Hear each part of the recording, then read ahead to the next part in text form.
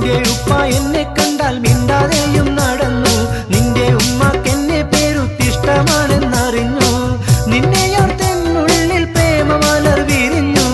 കോളേജിൽ വന്നില്ലേ അതിനാൽ പാപ്പ എന്നെ അടിച്ചു.